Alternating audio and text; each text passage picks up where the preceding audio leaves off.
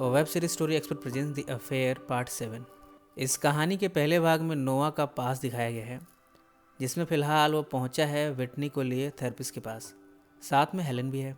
Whitney जिस तरह से बिहेव करने लगी है, उसे थेरेपिस्ट के पास ले जाना ही पड़ा। उसके ट्विटर पोस्ट की वजह से एक टीनेजर ने सुसाइड करने की कोशिश की। थेरेपिस्ट के सवालों का जवाब देते वक्त नोआ और हेलन भी यहाँ मौजूद थे। विटनी ने अपने बिहेवियर का जिम्मेदार अपने पेरेंट्स को ठहराया है। उसने कहा, मुझे अपने पेरेंट्स से सपोर्ट कभी नहीं मिला। वो आपस में ही ठीक से बात नहीं करते। मम्मी का मैक्स के साथ अफेयर चल रहा है और डैड को बेइज्जती सी महसूस होती है। इस बात पर सभी को आश्चर्य हुआ। इसके बाद थेरेपिस्ट ने विटनी को बाहर जाने को कहा। थेरेपिस्ट ने इन दोनों से कहा, आप दोनों को भी सेशन लेने की ज़रूरत है अपने डिफरेंसेस दूर करने के लिए। पर इन दोनों ने कहा, हमारे बीच सब ठीक है, हमें किसी सेशन की ज़रूरत नहीं है। प्रेजेंट में डिटेक्टिव जेफरी इस कैफ़े में बैठा हुआ है। अपने नोट्स के बेसिस पर वो कुछ सवालों के जवाब ढूंढ रहा है। इसके बाद कहानी फ्लैशबैक में जाती है। नोआ जब विटनी और हेलन के साथ वापस घर आ रहा है थेरेपिस्ट से मिलकर, तब उसने कहा, हेलन, अब हमें वापस ब्रुकलिन चले जाना चाहिए। वैसे भी विटनी ने इतना कुछ कर दिया, यहाँ का एक्सपीरियंस कुछ खास रहा नहीं, और मार्टिन ने भी जितनी घुड़सवारी सीखनी थी सीख ली। नोआ की इस बात पर हेलन ने भी स्वीकृति दे दी और इस प्रकार अब ये वापस जाने की तैयारी करने लगे हैं। पर मार्टिन ने आकर कहा, मुझे एक आखिरी बार लॉकहार्ट रेंच जाना है माफ़ी मांगने के लिए। नोआ ने पूछा, किस चीज़ की माफ़ी? मार्टिन ने इसका जवाब दिया, मैंने उनकी घोड़ी को खुला छोड़ दिया था जानबूझकर। मेरी वजह से उन लोगों को परेशानी हुई है, इसलिए। नोआ तो ये चाहता है कि मार्टिन एक ख़त लिखकर माफ़ी मांग ले, पर हेलन ने कहा, उसे अपनी गलती की जिम्मेदारी उठाना सीखने दो। इसके बाद नोआ मार्टिन को लिए पहुंचा लॉकहार्ट रेंच। यहाँ पहुंचकर मार्टिन ने कोल से कहा, मैं अपने किए की माफ़ी मांगता हूँ। कोल ने भी कहा, हाँ वाकई में बड़ी प्रॉब्लम हो गई थी, पर अब सब ठीक है, हमने उस घोड़ी को पकड़ लिया। कोल जब यहाँ से चला गया तब एलिसन आई। उसके चेहरे पर उदासी है। वो जानती है कि अब नोआ उसे छोड़कर जा रहा है। उसने पूछा, बस यहीं तक का साथ था? इस सवाल का बिना जवाब दिए ही नोआ मार्टिन को लिए चला गया। जाने से पहले नोआ ने एक ख़त छोड़ा है एलिसन के लिए उसकी साइकिल में। जब वो यहाँ से निकल ही रहा था कि ऑस्कर उसके पास आया। उसने कहा, मुझे मालूम है कि तुम्हारा और एलिसन का चक्कर है, मुझे सिर्फ $10,000 चाहिए अपना मुंह बंद करने के लिए, वरना ये सब कुछ तुम्हारी बीवी हेलन तक पहुँच जाएगा। नोआ ने कहा, इतने पैसे मेरे पास तो नहीं है। पर ऑस्कर बड़ा ज़िद्दी है। उसने सिर्फ 1 हफ्ते का टाइम दिया है इन पैसों को अरेंज करने के लिए, वरना उसने धमकी भरे शब्दों में कहा है, अब तुम्हारे और एलिसन के बारे में हेलन तुम्हें खुद ही बताएगी।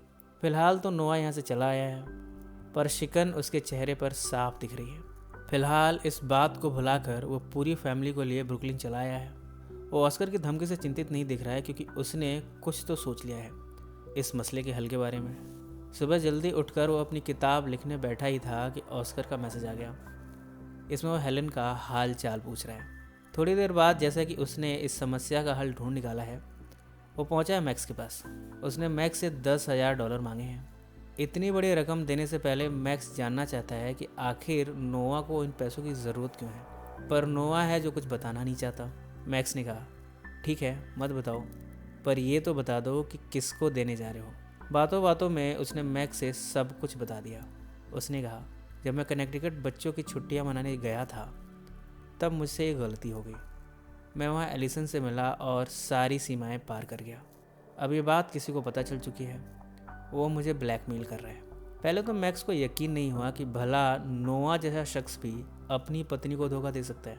मैक्स ने कहा, मैंने अपनी बीवी खो दी, इसका मुझे कोई गम नहीं, पर तुम बहुत पछताओगे हेलन को खोकर। इस बात का पता हेलन को बिल्कुल भी नहीं चलना चाहिए। मैं तुम्हें पैसे देता हूँ। चेक पर अमाउंट भरते हुए उसने कहा, मैं तुम्हें अच्छी तरह जानता हूँ, तुम बड़े भावुक हो, तुम हेलन को बताने की गलती ज़रूर करोगे। मैं तुमसे रिक्वेस्ट करता हूँ, तुम हेलन से कुछ नहीं कहना, वरना तुम उसे हमेशा के लिए खो दोगे। फिलहाल तो नोआ ने ऐसा ही करने का वादा किया है। उसने चेक लिया और यहाँ से चला गया, पर वो हेलन के सामने आते ही अपने आप को गिल्टी महसूस करता है। आज सुबह जब वो जॉगिंग के लिए जा रहा था तब रास्ते में ही गिर गया। उसका ध्यान इन्हीं सब में उलझा हुआ है। ऐसा लगा कि उसे दिल का दौरा पड़ा है। अब उसे हॉस्पिटल लाया गया है। हेलन पहुंची उसकी देखभाल के लिए। इतने में डॉक्टर आ गई। डॉक्टर ने कहा, आपकी रिपोर्ट आ गई है, रिपोर्ट के अनुसार आपको दिल का दौरा नहीं पड़ा, आपको शायद खून की कमी है, हमें ब्लड टेस्ट करना पड़ेगा। शायद आपको खून का दौरा पड़ा था। पर नोआ का कहना है कि उसे दिल का ही दौरा पड़ा था। डॉक्टर ने कहा, आपको तनाव है जिसकी वजह से ऐसा हुआ होगा। डॉक्टर तो चली गई है, पर हेलेन ने पूछा, भला तुम्हें किस बात का तनाव है? नोआ ने कहा, मैं तुम्हें कुछ बताना चाहता हूँ, हो सके तो मुझे माफ़ कर देना। हेलेन उसे अचरज भरी नज़रों से देखने लगी। नोआ ने कहना जारी रखा, जब हम छुट्टियां मनाने गए थे तब मेरा किसी के साथ रिश्ता बन गया, पर वो सब एक गलती थी। हेलेन के चेहरे के भाव बदल गए। उसने गुस्से में पूछा, कितने टाइम चला ये सब? इसका जवाब नोआ ने दिया, लगभग 8 हफ्ते। हेलेन उस लड़की का नाम जानना चाहती है, पर नोआ बताने को तैयार नहीं। उसने खुद ही एलिसन का नाम गेस कर लिया। जब भी नोआ उस रेस्टोरेंट में जाता था हेलेन के साथ, तो उसके चेहरे के भाव बदल जाते थे। वो कुछ अनकंफर्टेबल हो जाता था। उन मेमोरीज़ को याद करके हेलेन के लिए ये सब गेस करना कुछ मुश्किल नहीं था, और नोआ की खामोशी ने उसके शक को यकीन में बदल दिया। गुस्से में वो घर पहुंची है। नोआ तो घर आकर बच्चों के साथ मशगूल हो गया, पर हेलेन को ये वक्त जैसे काटने को दौड़ रहा है। उसके ज़बान से एक भी शब्द निकल नहीं पा रहा। रात को जब बेडरूम में दोनों एक साथ थे, तब हेलेन से माफ़ी मांगते हुए उसने कहा, जो कुछ भी हुआ उन सब के लिए मैं अकेले जिम्मेदार नहीं हूँ। तुम हमेशा मुझे ताना मारती थी और मुझे ये एहसास कराती थी कि मैं अपनी लाइफ में एक फेलियर हूँ। तुम्हारे पेरेंट्स के तो कहने ही क्या, एक मैं हूँ जिसने एक दशक में सिर्फ एक किताब लिखी है, जबकि तुम्हारे पिता की कितनी किताबें छप चुकी हैं। मैं बहुत प्रेशर में था। ऐसे में जब मैं एलिसन से मिला तब अपने आप को रोक नहीं पाया। इस पर हेलेन ने कहा, तुम मुझसे बात करते। नोआ ने अपनी गलती मानते हुए कहा, उस समय मैं कुछ ऐसे मेंटल स्टेट में पहुंच गया था कि मुझे कुछ भी समझ में नहीं आया। उस समय सिर्फ एलिसन थी जो मुझे सुकून देती थी। मैं उसे सब कुछ शेयर कर लेता था, अपना फेलियर भी। हेलेन इस समय रोने लगी थी। नोआ उसके करीब जाकर उसे गले से लगाने की कोशिश कर रहा था, पर हेलेन उससे दूरी बनाने की कोशिश कर रही थी। फिलहाल वो सो गई है। नोआ ख्यालों में डूबा हुआ है। इतने में ऑस्कर ने फिर से मैसेज किया है नोआ को, जिसमें उसने हेलेन का हाल चाल पूछा है। गुस्से में नोआ ने उसे फ़ोन किया और कहा, मैंने खुद ही उसे सब कुछ बता दिया है, अब तुम भाड़ में जाओ। ऐसा कहकर उसने फ़ोन काट दिया और इसके साथ ही मैक्स का दिया हुआ चेक भी फाड़ के फेंक दिया। अब कहानी का दूसरा भाग यानी एलिसन, जिसमें हमें एलिसन का फ्लैशबैक दिखाया जाएगा, पर उसके पहले प्रेजेंट में detective Jefferies the and club में पहुंचा है। नोआ ने अपने स्टेटमेंट में ये बताया था कि वो कभी भी दी एंड क्लब नहीं गया, बस यही बात कंफर्म करने वो पहुंचा है। यहाँ उसने दी एंड क्लब के बोर्ड की पिक ली है अपने रिकॉर्ड के लिए। इसके बाद वो क्लब के अंदर गया। यह उसने रिसेप्शनिस्ट से रिकॉर्ड चेक करने को कहा कि कहीं नोआ नाम का शख्स यहाँ आया तो नहीं था, पर रिसेप्शनिस्ट ने चेक करने के बाद कहा, नोआ नाम का कोई भी शख्स यहाँ नहीं आया। इसके बाद जेफरीज को थोड़ी हैरानी हुई है और वो यहाँ से चला गया। अब कहानी फ्लैशबैक में जाती है। नोआ के जाने के बाद अब एलिसन काफ़ी उदास है। उसने तो नोआ के लिए सब कुछ छोड़ने की भी सोच ली थी, पर उसने एलिसन का साथ ही नहीं दिया। अब वो ऑस्कर के यहाँ से जॉब छोड़ चुकी है। वो अपना बाकी का हिसाब लेने पहुंची ऑस्कर के पास, पर उसने उसे बेइज्जत करके उसे यहाँ से जाने को कहा। अपनी साइकिल लिए वो कोल की माँ के पास पहुंची। जो ख़त नोआ एलिसन के लिए छोड़ गया था, वो दरअसल कोल की माँ चेरी लॉकहार्ट के हाथ लग गया है। उन्होंने एलिसन से सच पूछा, पर एलिसन की खामोशी देखकर वो सब समझ गई।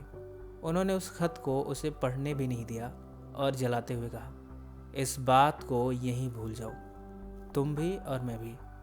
मैं जानती हूँ कि तुमने नोआ से जिस्मानी संबंध बनाए हैं। ये सब कोल को पता लगा तो बहुत कुछ बिगड़ जाएगा। वैसे ही सब कुछ बिखरा हुआ है। अब तुम इन सब को भूल जाओ, मूव ऑन करो। जब सभी डिनर टेबल पर बैठे थे तब कोल ने कहा, हमें ऑस्कर से सुलह कर लेनी चाहिए। आज के बाद से हम उसके काम में रोड़ा नहीं अटकाएंगे और वो हमारे काम में नहीं अटकाएगा। इसके बाद कोल स्कॉटी और एलिसन को लिए ऑस्कर से सुलह करने पहुंचे। कोल ने दोस्ती का हाथ बढ़ाते हुए कहा, आज के बाद से हम तुम्हारे काम में दखल नहीं देंगे और तुम हमारे काम में कोई मतलब नहीं रखोगे। ऑस्कर ने भी अपना हाथ बढ़ाते हुए कहा, ओके डन। पर जाते हुए स्कॉटी ने ऑस्कर के पेट में जोर का घूंसा मार दिया। जवाब में ऑस्कर ने एलिसन को बिच कहते हुए उसके और नोआ के रिश्ते के बारे में इन दोनों को बता दिया। अब कोल गुस्से में यहाँ से चला गया है। स्कॉटी ने ऑस्कर को और भी ज़ोरों से मारा। घर आकर कोल ने एलिसन से सवालात करने शुरू कर दिए। क्या मैं उसे जानता हूँ? एलिसन ने झूठ कहा, नहीं। रात भर दोनों ने एक दूसरे से बात नहीं की। सुबह उठकर एलिसन ने कहा, मैं अपनी सहेली जेन के पास जाना चाहती हूँ कुछ दिनों के लिए। इसके बाद वो जेन के पास पहुँच गई है। जेन दरअसल ब्रुकलिन में है। यहाँ पहुँचकर वो जेन से कहती है, मुझे लगता है कि नोआ के साथ के पल ही मेरी ज़िंदगी के असली पल थे, बाकी सब तो झूठ है। सुबह जब दोनों एक स्टोर में कुछ शॉपिंग करने पहुँचे तब हेलेन यहाँ आ गई थी। उसने एलिसन को देखकर उससे बात करनी चाहिए। अब वो जान चुकी है कि एलिसन का और उसके पति का क्या रिश्ता था, पर उसने एलिसन से इस बारे में कोई बात नहीं की। बस उसे अपनी बेटी स्टेसी की जान बचाने के लिए, जो कि उसने पहली मुलाकात में किया था, उसके लिए थैंक यू कहा। इसके बाद वो यहाँ से चली गई। यहाँ से जब एलिसन नोआ के घर से गुजरी तब उसने दूर से ही खिड़की के उस पार देखा। घर में नोआ अपने परिवार के साथ व्यस्त है। ये देखकर एलिसन उदास हो गई। कहाँ तो वो अपने आप को नोआ के साथ देखना चाहती थी, पर ये क्या हो रहा है। नोआ ने भी खिड़की से एलिसन को देख लिया। उसने खिड़की पर पर्दा डाल दिया। एलिसन उदास चेहरा लिए यहाँ से चली आई। जेन के रेजिडेंस पर कोल आया हुआ है। उसने कहा, कोकीन गायब हो गई है जो हमने ज़मीन में दफनाया था। हो सकता है कि जिस शख्स के साथ तुम रंगरेलियाँ मना रही थी वो इन सब में शामिल हो। एलिसन ने कहा, मैं उसे अच्छी तरह जानती हूँ, वह ऐसा नहीं कर सकता। वो एलिसन से उस शख्स का नाम भी जानना चाहता है जिसकी खातिर एलिसन ने उसे धोखा दिया। उसने ज़ोर देकर उसका नाम पूछा। एलिसन ने कहा, वो नोआ था, मार्टिन का बाप। कोल ने उसे घूरते हुए कहा, पर क्यों? एलिसन ने कोई जवाब नहीं दिया। दोनों अब यहाँ से जाने लगे हैं। रास्ते में कोल बैठ गया। एलिसन को भी बैठाया। कोल अपनी दास्तां बताने लगा।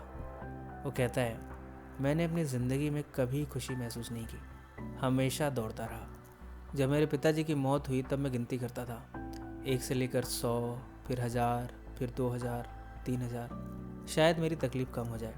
फिर जब हमारा बेटा मरा तब भी मैं ऐसा ही करता था। कई बार तो गलती से गलत गिनती कर बैठता था, पर यही तरीका था अपना गम कम करने का।